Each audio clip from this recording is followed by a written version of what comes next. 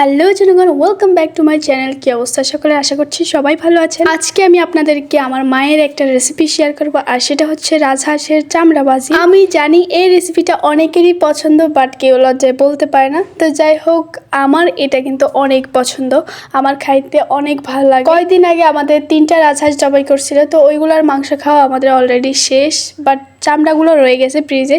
তো আমি ভাবতেছি যে আজকে কেননা চামড়া ভাজি করা। তো মাকে যখন আমি বললাম চামড়া ভাজি করার জন্য, মা বলতেছে ঠিক আছে চামড়া ভাজি করা যাবে, সমস্যা নাই। তো আমি ভাবতেছি যেহেতু মা রান্না করবে, কেননা মায়ের একটা রেসিপি হয়ে যায়। মায়ের হাতের রান্না যেমনই হোক না কেন খাইতে অসাধারণ লাগে। মায়ের হাতের রান্নার সাথে অন্য কোনো খাবারের তুলনায় হয় না। আমাদের বাসায় অনেকবার চামড়া ভাজি করা হয়েছে, বাট আমি কখনোই ভিডিও করি নাই। এখন যেহেতু ইউটিউব চালাই, এই জন্য হচ্ছে আমি একটা ভিডিও করে রাখছি। আপনাদের কাছে আমার মায়ের রান্না কেমন লাগলো অবশ্যই কমেন্ট করে জানাবেন। আর হ্যাঁ, এই চামড়া ভাজি খেতে কার কার পছন্দ অবশ্যই কমেন্ট করে জানাবেন। ভিডিওর কোনো অংশ যদি আপনার কাছে এতটুকু ভালো লেগে থাকে অবশ্যই ভিডিওতে একটা লাইক করে দেবেন। আপনাদের সাথে কথা বলতে বলতে আমাদের রান্না প্রায় অনেকটাই হয়ে এসেছে। পানিগুলো শুকানোর পর হচ্ছে আমাদের এখানে আলু দিয়ে দেওয়া হবে।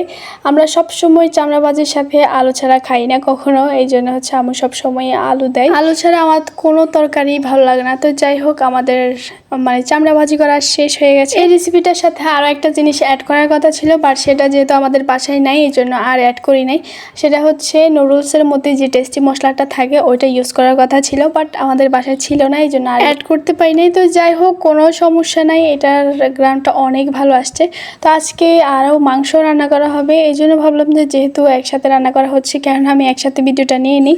আর আমার এমনিতেই ভিডিও ছোট হয়ে গেছে। যাই হোক, কোনো ব্যাপার না, ছোট ভিডিও আপনারা পুরোটাই দেখবেন। আপনাদের যদি ভালো লাগে অবশ্যই লাইক করবেন। সময় পেলে আমি আমার মায়ের রেসিপিগুলো আপনাদের সাথে শেয়ার করব। আমি এখনও রান্নাবান্না জানি না, যার কারণে হচ্ছে আমি আমার রেসিপি শেয়ার করতে পারবো না।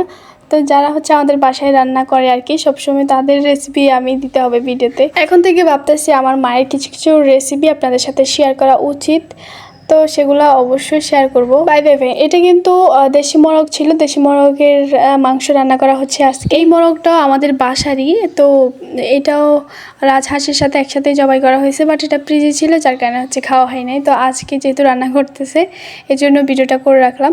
জানি না এই ভিডিওটা কবেই ছাড়বো। তো আমার অলরেডি 2-3টা ভিডিও রয়ে গেছে ইউটিউবে, তো ওইগুলো এখনও পাবলিক করি নাই, এই জন্য আর কি এই ভিডিওটা কখন ছাড়ি আমি জানি না, তবে খুব শীঘ্রই ছেড়ে দেবো আর কি। আমার ভিডিও আপনাদের কাছে কেমন লাগে অবশ্যই কমেন্ট করে জানাবেন। আর যারা যারা আমাকে প্রথম থেকেই সাপোর্ট দিয়ে আসছেন তাদেরকে মন থেকে অসংখ্য ধন্যবাদ। আপনাদের সাথে এতক্ষণ বকবক করতে করতে আমাদের রান্নাবান্না প্রায় শেষ। আমরা গোসল করে হচ্ছে ভাত খাইতে বসে গেছি।